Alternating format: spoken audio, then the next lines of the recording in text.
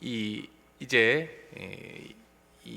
야곱이 이제 드디어 누구를 만나냐 하면은 이 바로 애굽의 왕을 만나게 됩니다. 그 사이에 중개자 역할을 했던 사람이 바로 이제 요셉이었습니다. 요셉이 이 바로를 만나게 할 때에 자신의 그 가족들 모두를 부른 것은 아니었습니다. 형제 5명을 취했죠. 그리고 대표의 성격을 갖고 불렀고, 이제 요셉이 형들에게 요청을 했었습니다.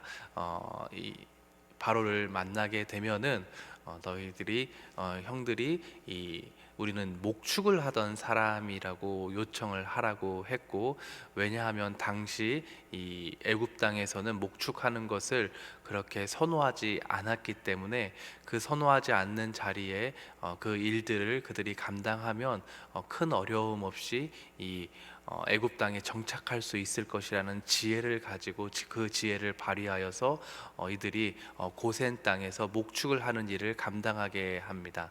그리고 그 형제들과 함께 바로에게 앞에 섰던 자가 바로 이 야곱이었습니다.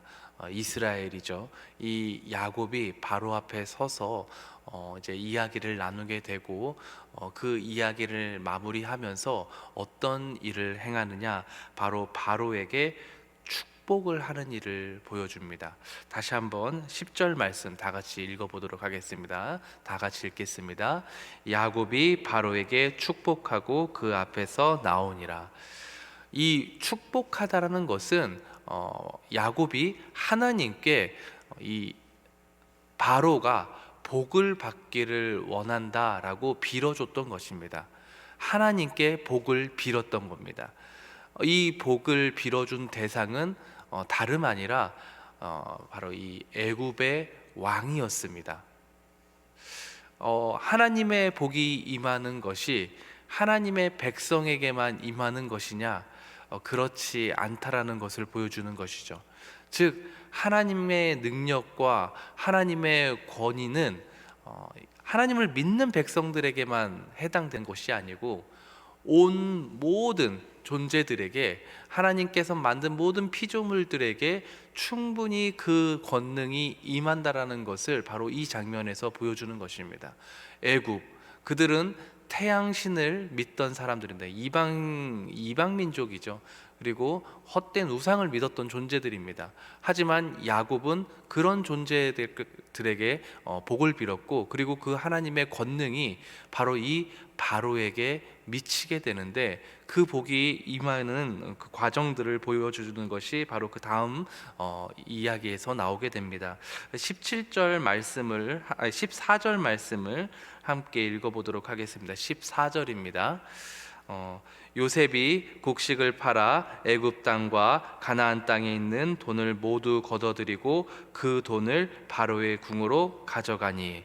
일단 첫 번째로 이 복이 임하게 되는데요, 바로에게 어떤 복이 임하느냐, 바로 부가 돈이, 이 부함이 임하게 됩니다. 그래서 이 기근이 있었던 이 애굽 땅에 사람들이, 애굽의 백성들이 돈을 가지고 와서 곡식을 사게 됩니다. 그리고 먹고 살아야 되다 보니까 돈을 바치게 되죠. 그 돈은 고스란히 어디로 흘러가게 됩니까? 이 바로에게로, 애굽 왕에게로 흘러가게 됩니다. 그래서 그들에게 이 바로는 엄청난 부를 축적하게 되는 것이죠. 이 바로가 받았던 첫 번째 복이었습니다. 그리고 두 번째 또 임하게 됩니다. 17절 말씀, 17절 말씀을 함께 보겠습니다. 17절인데 다 같이 읽겠습니다.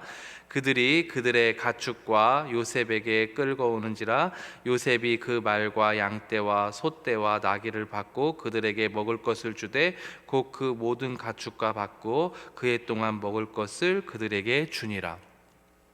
두 번째 복이 무엇입니까? 바로 그 지역에 있었던 모든 가축들을 결국 먹을 것과 바꿔서 그 가축들이 또 누구에게로 향하게 됩니까? 바로 바로에게 향하게 되는 것입니다. 바로의 재산으로 속하게 되는 것이죠. 이제 이 가축들까지도 먹고 사는 데 가장 필요한 도구였던 이 가축들도 다 이 바로의 소유가 되게 되는 것을 보게 됩니다. 이게 두 번째 바로가 받았던 복의 말씀입니다. 그리고 세 번째 또 말씀을 보겠는데요. 20절 말씀입니다. 20절 말씀입니다. 20절입니다. 다 같이 함께 읽겠습니다. 그러므로 요셉이 애굽의 모든 토지를 다 사서 바로에게 바치니 애굽의 모든 사람들이 기근에 시달려 각기 토지를 파았음이라 땅이 바로의 소유가 되니라. 이제 세 번째 복이 임합니다. 그 복이 뭡니까? 땅이 이들이 가지고 있던 백성들이 가지고 있던 땅을 이제 다 누구에게 바치게 됩니까? 이 바로 왕에게 바치게 됩니다. 그 토지까지 얻게 되는 것이죠. 이 바로의 부가 돈이 늘어나고 가축이 늘어나고 이제 땅까지 바로의 소유가 되는 것을 보게 됩니다. 이렇게 세 번째 복이 임하고요. 마지막으로 25절 말씀을 한번 보겠습니다. 25절입니다. 25절 다 같이 읽겠습니다. 그들이 이르되 주께서 우리를 살리셨사오니 우리가 주께 은혜를 입고 바로의 종이 되겠나이다. 마지막으로 이 바로에게 무엇까지 속하게 됩니까? 백성들, 그들의 백성들, 사람들까지도 누구의 소유가 되는 겁니까? 이제 바로의 소유가 되는 것입니다. 우리가 쉽게 생각할 수 있겠지만 이것이 임하는 과정의 직전에 바로 누가 바로에게 축복을 했습니까? 야곱이 하나님께 복을 빌었고 그 복이 바로 이 바로에게 이어지고 있는 것입니다.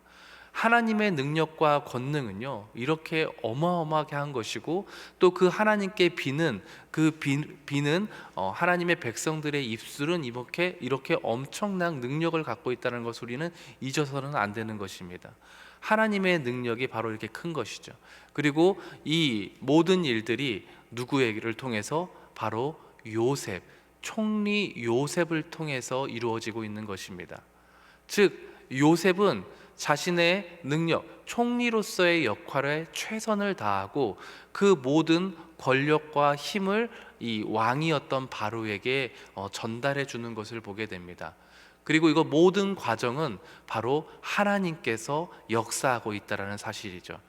그리하여서 이 총리였던 요셉은 모든 그 권력을 이 바로를 향하게 할 수 있었고 그런 바로는 바로 총리를 그만큼 총리 요셉을 신뢰할 수밖에 없었던 것을 보여지게 됩니다.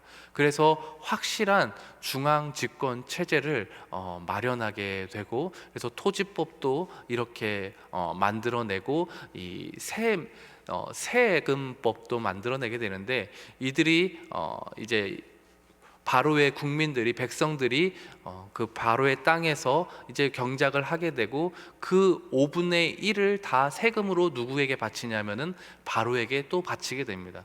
그래서 확실한 중앙 집권 체제를 마련했던 그 기틀을 마련했던 사람이 바로 이 요셉이었고 그 요셉은 바로 왕에게 최고의 인정을 받을 수밖에 없었던 것입니다. 즉 총리로서의 최고의 역할을 했던 것이고 그 역사가 왜 이루어졌느냐? 바로 하나님의 능력 안에서 하나님의 역사 안에서 벌어지고 있다는 것을 우리는 기억할 수 있어야만 합니다. 그리하여서 우리는 하나님의 능력이 믿는 자들에게만 미치는 것이 아니라 하나님의 능력은 이 땅에 있는 모든 존재들에게 미칠 수 있다는 것을 우리는 항상 마음속에 새겨야 되는 것이죠. 오늘자 날주 말씀입니다. 누가복음 1장 37절입니다. 오늘자 날주 누가복음 1장 37절입니다.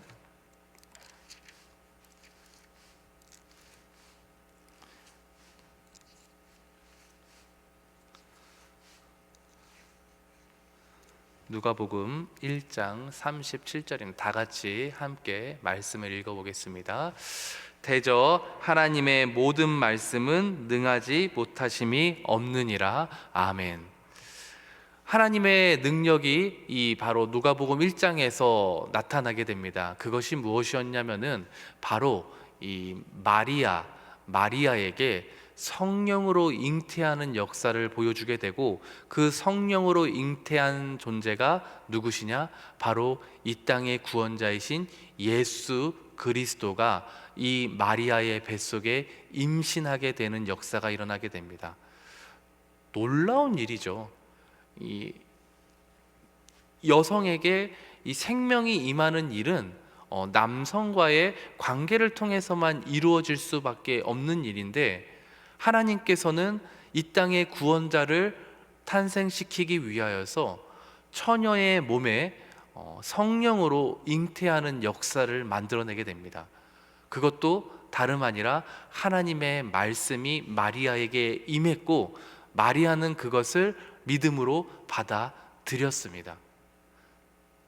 하나님의 능력은, 하나님의 말씀의 능력은 능치 못하실 일이 없는 줄 믿으시길 바랍니다. 하나님의 능력은요, 이렇게 초월적인 이 자연의 역사 질서를 초월하는 능력을 갖고 계시는 것입니다.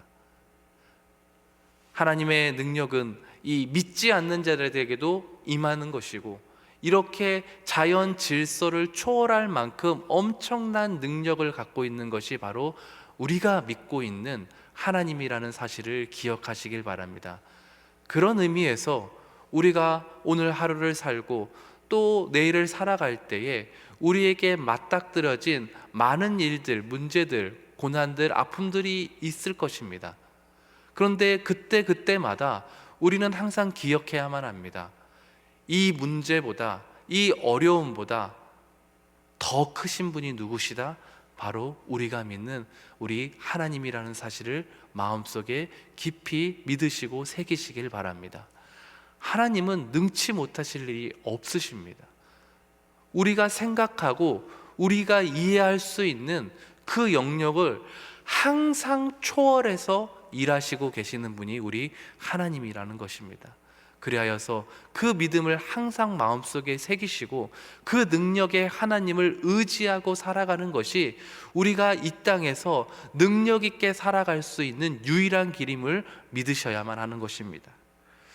오늘자 날주 고린도 전서 1장 말씀을 보겠습니다. 오늘자 날주 고린도 전서 1장 24절입니다. 24, 25절 말씀 보겠습니다. 고린도 전서 1장 24절, 25절입니다. 다 같이 함께 읽겠습니다. 오직 부르심을 받은 자들에게는 유대인이나 헬라인이나 그리스도는 하나님의 능력이요 하나님의 지혜니라. 하나님의 어리석음이 사람보다 지혜롭고 하나님의 약하심이 사람보다 강하니라. 아멘. 하나님의 능력과 하나님의 지혜의 최고의 집합물이 누구시겠습니까? 오늘 말씀에 예수 그리스도임을 말씀하고 있는 것입니다. 우리가 하나님의 능력을 경험하고 하나님의 지혜를 경험한 최고의 집합체, 우리가 그 하나의 존재, 유일한 존재를 통하여서 하나님의 지혜와 능력을 경험할 수 있는데 그분이 누구시라고 합니까? 바로 예수 그리스도라고 말씀하고 있는 것입니다. 그런 의미에서 우리가 항상 기도를 할 때 그 기도의 말미에 이 기도는 누구를 통해서 이루어 달라고 기도합니까? 예수 그리스도를 통해서 이루어지게 해달라고 기도하는 것입니다. 모든 하나님의 능력과 하나님의 지혜는 예수 그리스도를 통하여서 이루어지고 있는 것이고 우리가 바로 그 예수 그리스도를 믿는 하나님의 백성이라는 것입니다. 사랑하는 성도님들, 오늘 말씀에 분명히 말합니다. 인간이 아무리 지혜로워도 하나님의 어리석음보다 클 수 없다라고 분명히 말합니다. 사람이 아무리 강해도 하나님의 약하심보다 클 수 없다라고 말합니다. 사랑하는 성도님들, 그런 의미에서 오늘 하루를 살아갈 때에 예수님을 믿고 의지하여서 그분을 통하여서 하나님의 지혜와 하나님의 그 능력을 경험하고 살아가시는 주님의 복된 성도님들 되시길 주님의 이름으로 축원합니다. 우리가 의지할 곳은 오직 하나님의 유일하신 아들 예수 그리스도뿐입니다. 다 같이 주기도문 하시고 기도회를 마치고 각자 가지고 나오신 기도 제목을 하나님께 올려드리다가 자유롭게 돌아가시겠습니다. 하늘에 계신 우리 아버지여, 이름이 거룩히 여김을 받으시오며 나라의 마옵시며 뜻이 하늘에서 이룬 것 같이 땅에서도 이루어지이다. 오늘날 우리에게 일용할 양식을 주옵시고 우리가 우리에게 죄 지은 자를 사하여 준 것 같이 우리 죄를 사하여 주옵시고 우리를 시험에 들게 하지 마옵시고 다만 악에서 구하옵소서. 대개 나라와 권세와 영광이 아버지께 영원히 있사옵나이다. 아멘.